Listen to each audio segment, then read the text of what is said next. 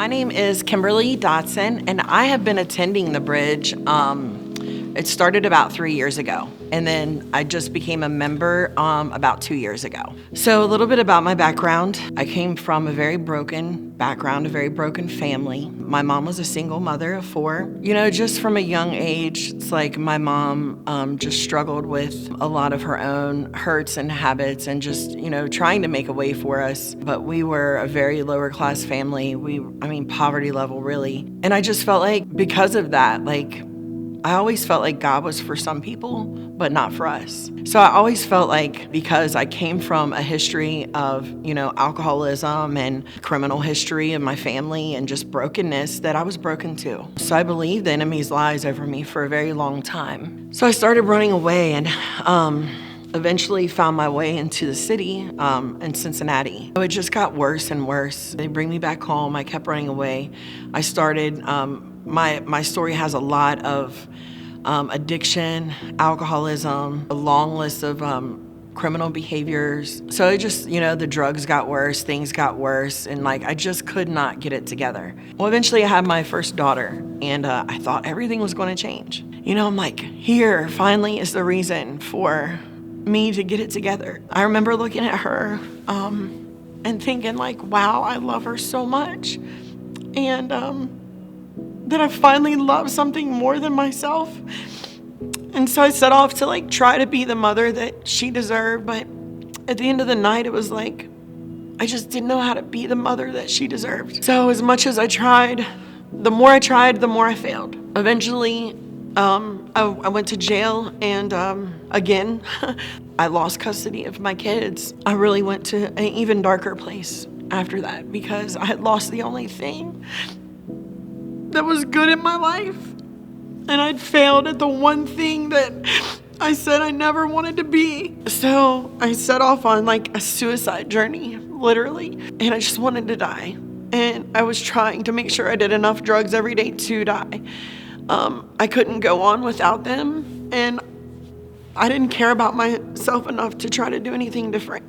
And I overdosed 11 times. But God wouldn't let me die. And I wouldn't let me live. And then everything started to change.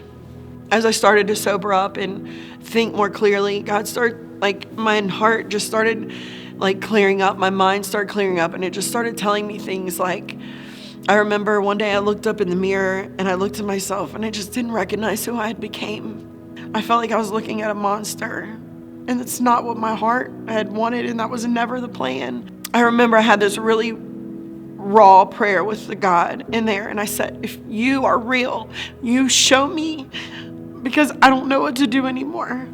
Like I said, that was one of my biggest revelations, is he wasn't going to let me die. Even when I was plotting my suicide, I was I probably couldn't even do that right. That is how hopeless I was. So I felt the words of my heart start over, and I just knew that meant from scratch. I chose that when I was getting released, that I was going to walk away from everything I thought I knew. So I'd heard about Reset Ministries when I was in jail. It really caught my attention. So I got a sponsor and was working with her. I called her. And so anyway, the charges ended up getting dismissed and dropped down.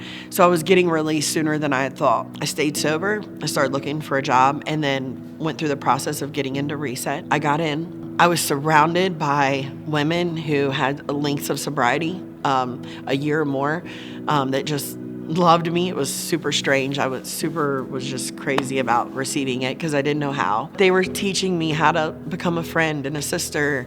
I ended up having so much more than friends.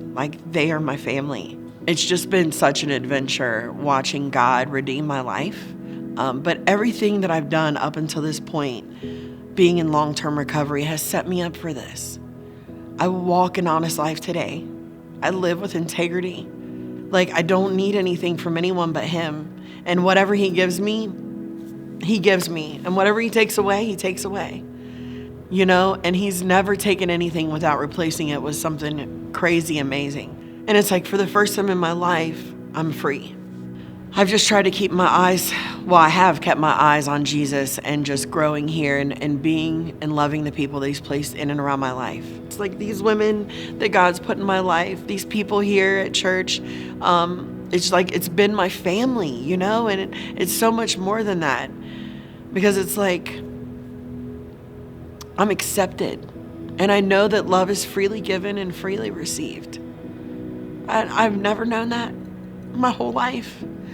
People need to know that, like, he is still good and he is merciful. And the world needs hope that people can change and that God is still working miracles in people's life.